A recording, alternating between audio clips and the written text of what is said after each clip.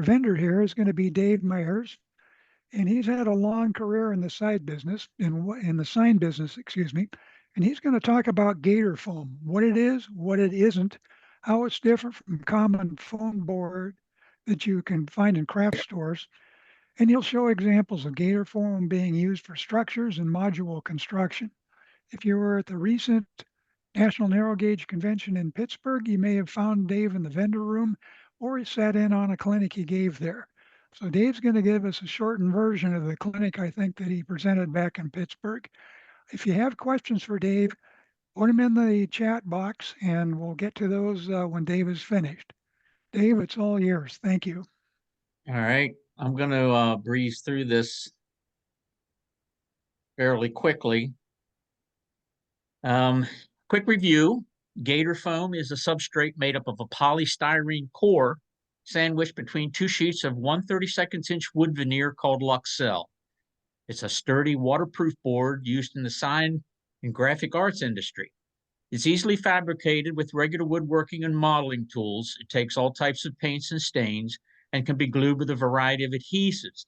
It can be used for model, diorama bases, backdrops, modules, and general model construction. These first couple shots are some of the modeling projects that customers have created with Gator Foam. And this clinic will be a lot of the questions that I receive. So these couple of shots here, this is Mark Pinnell down in Pennsylvania. He's been a regular customer for a while, deals in N gauge. His whole layout is built out of 1/2 inch Gator foam, and he did a helix. There's his model room with the helix and all his modules into place. One of the most asked questions is, can I paint my Gator foam? And the short answer is yes. If you're working on a structure kit and you want to paint the base for ground cover and scenery materials, go for it. Use the techniques you're comfortable with, including the wet water, dribbling water, and glue combo. If you're rolling paint on larger sheets, even 1/2 inch, sometimes you'll get some warpage. These were painted. If you paint the one side, once that's dry, flip it over, coat the other side, and it'll go dead flat. This will equalize the pressure on it. You can spray paint the surface of Gator foam with rattle can spray or airbrush without any prep, but the edges need to be sealed so the paint doesn't attack the foam. And a simple coating of latex paint will do if you're using, if you want to use oil base over top of that, seal it with the latex first. If you're using your Gator foam outside, the edges must be sealed from UV light. Can I edge glue Gator foam? There are two methods I use to edge glue sheets. One is to lay your Gator foam on a flat surface. Take 2 to 3 small dowels about 4 to 6 inches long, sharpen them in a pencil sharpener. Spread a bead of Phenol, the latex adhesive caulk. We use the translucent mostly. Take the dowels, place in the center of the foam edge, and using the flat surface, slide the two panels together. Clean off any oozing and clamp it or wait it until it's completely dry. This other method's for larger sheets, and I have a lot of customers all over the country, and shipping, I cannot ship large sheets. So the largest I can ship is a 2 foot by 4 foot. So I've created a tech sheet on gluing 2 foot by 4 foot sheets together to get larger sheets. What's a backdrop kit? Another great use for Gator foam is the support for backdrop buildings and scenery. Many kit makers are creating backdrop buildings. I've created a backdrop kit that has a base and a back that supports your model kits or scenery. The base is 1/2 inch and the back is 3/16, but I've used the 3/16 for bases on smaller structures. Take the base and the back piece, run a bead of Phenol along the edge of it, and screw it together. Just use regular coarse drywall screws. And once that's put together, I add a bead of caulking along the inside crease just to kind of strengthen it. You can add the backdrop kit of your choice or scenery, whatever you want to put on this thing. Or you can build your kits as you go, which is my preference. I'll build the base and then I'll add pieces to it as I go along, build my kits. You can also apply rocks, trees, or other scenery. You complete the whole unit on your workbench, set it on your layout, and it's not going to warp or twist out of shape. That's a shot on my layout. How much will my Gator Foam support? How much weight? This depends on what you're building and your expectations. An average size diorama, say 16 by 24, can be built on 3/16 or half. Ask yourself, is my model mostly wood and plastic? Is it hydrocal or contain many hydrocal castings like rocks? Is my diorama too small or too large for my Gator Foam base? In general, I go to ½ inch immediately. And in this case, there's a lot of hydrocal castings on this, but this is a ½ inch base and a ½ inch back. And I just start building as I go. If you need a thicker material, and sometimes I'll use the ½ inch and I'll double it up. To do this, I'll take the first sheet and spread some Seal, very, very thin, with a squeegee or a piece of styrene. Place the second sheet on top and drive screws in each corner. Let it dry and then model away. This works well if you're attaching styrofoam insulation sheets to your Gator Foam. Use the same method, but screw down through the foam into the Gator Foam. The veneer will grab the screw much better than the pink or the blue foam. This is a module I built for a fellow. This is 3 foot by 6 foot long, and he built all the kits and gave them to me to put onto his diorama. You can see the thicknesses there of the Gator Foam. That's the finished piece. And then he added it into his layout. An engineered beam made of Gator Foam. A customer wanted to support a Walther steel mill over a staging area, but wanted to be able to remove it for access to work on the kit and not be built on too thick of a base. We both felt 2x4s on edge were kind of clunky and could fall over if left unattached. After brainstorming, we came up with an engineered beam that ran parallel with the staging tracks, approximately 36 inches long. 3 of these supported a 24 by 36 inch ½ inch Gator Foam base. And there's the mill. And he could put this thing on his layout and take it off and clean the tracks and service whatever needs to be done. There's another shot of his finished mill on the inside. This is another diorama. These pictures actually came off of a fellow builds them professionally. You said screw my Gator Foam sheets together. Yes. When building a unit like a module, a diorama with layers, or sides of multiple height, you can and should use the Seal latex caulking and coarse sheetrock screws. Plan your project out, cut your pieces, and grab the glue and screws. Run a bead of adhesive along the edge you want to bond, line up the sheet, and drive the screws through the Gator Foam face and into the edge of the first sheet. This is the same technique we used in assembling a backdrop kit. Do not over tighten the screws and be sure to break that first veneer. And for the picky modelers, if you want to cover that up, drywall compound will fill in the holes. You can sand it and paint it. This is the quarry built for a friend of mine, and I just assembled all this with ½ inch Gator Foam and glue and screws. This is a model that sits on my layout. You can see the different sections there. There's a 3/16 top, ½ inch vertical piece, and a ½ inch base. This is all glued and screwed together, and this is where it goes on my layout. Once I built the thing, I can completely do the whole model on my workbench and then put it into the layout and measure as I go along, so I make sure that everything fits right into place. You used Gator Foam for Subroadbed. How's it working? I used Gator Foam as Subroadbed and couldn't be happier.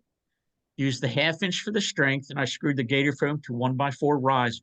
Then used Seal to glue the cork roadbed to the Gator Foam. You'll see this shot coming up in a few minutes finished. I used small ½ inch nails with heads to secure the cork in place, then glued the track to the cork, holding everything in place with large straight pins until it dried overnight. The first summer, I had 2 places where my track buckled. My layout's 18 by 29 feet, and it's in the upstairs of our 1820s barn. So there's quite a bit of humidity and moisture change. Once I fixed those 2 places, 19 years have gone by and I haven't had any problems. I'm using Gator Foam for my module. How can I mount switch machines under it? It's easier than you think. Purchase some 3M VHB, which is very high bond double stick foam tape. If you can't find it at your local craft store, check a local sign shop or automotive supply. After cleaning the plastic, apply the adhesive to the switch machine. In this case, it's a tortoise. Install it on your layout. Locate where the tortoise will be installed, assuming you've punched the hole for the rod. Remove the release liner and carefully align the tortoise to the underside of the Gator Foam. Press firmly and you're done. No, it will not fall off. The VHB is what 3M uses for body moldings on their vehicles. So once it's in place, it's not going anywhere.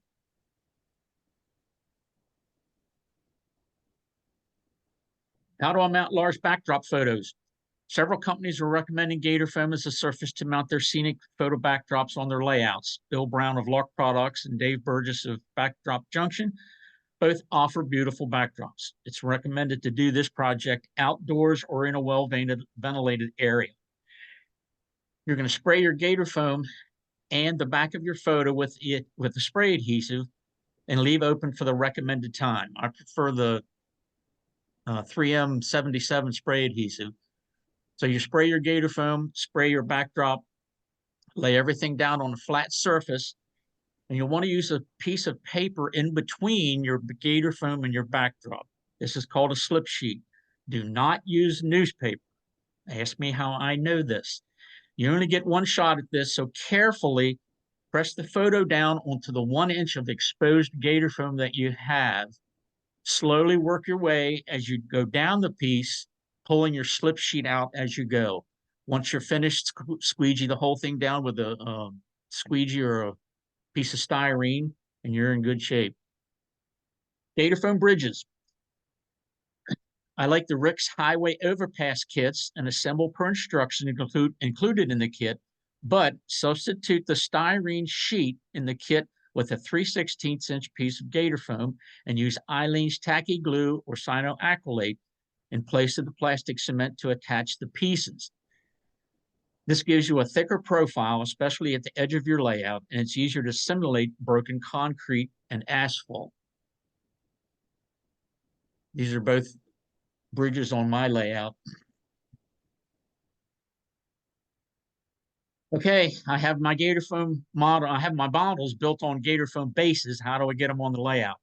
I get this a lot. There's several different ways to integrate your models into the layout. The easiest is just to place them on the layout and disguise the edges with a wall, fence, building, or other vertical fixture to hide the scene. You can butt models together and create whole street scenes.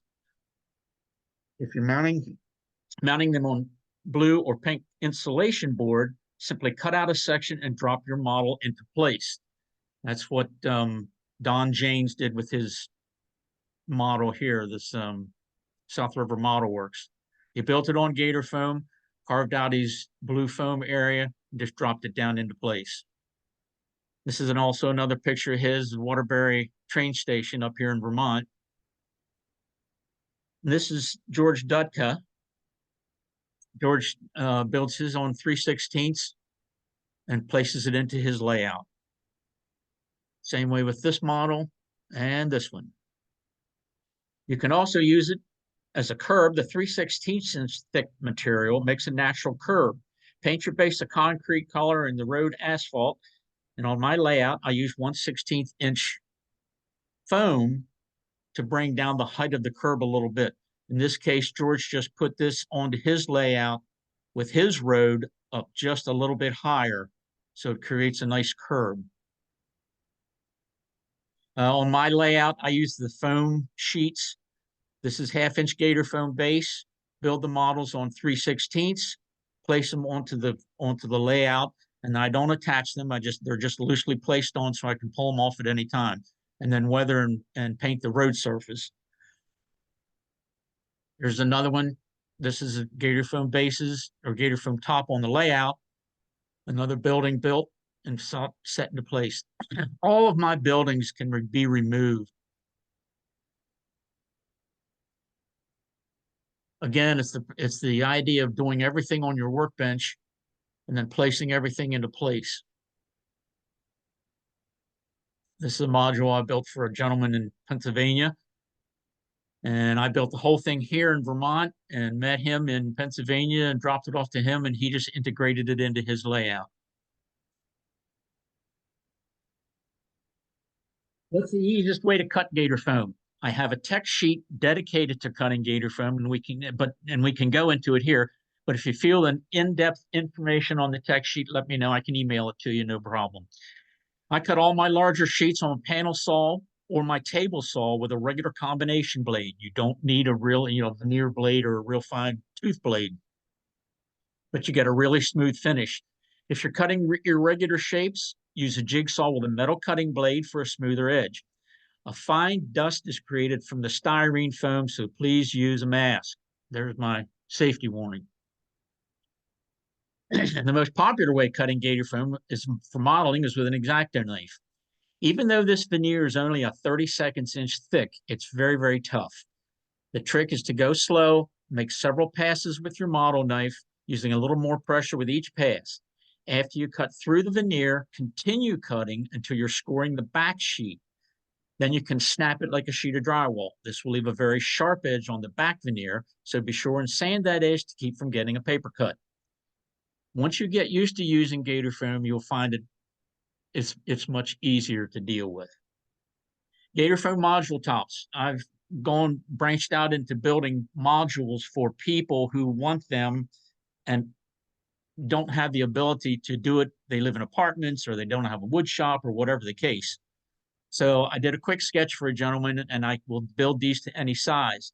This was for a customer. He was very specific about what he wanted, but my shop's set up to do it.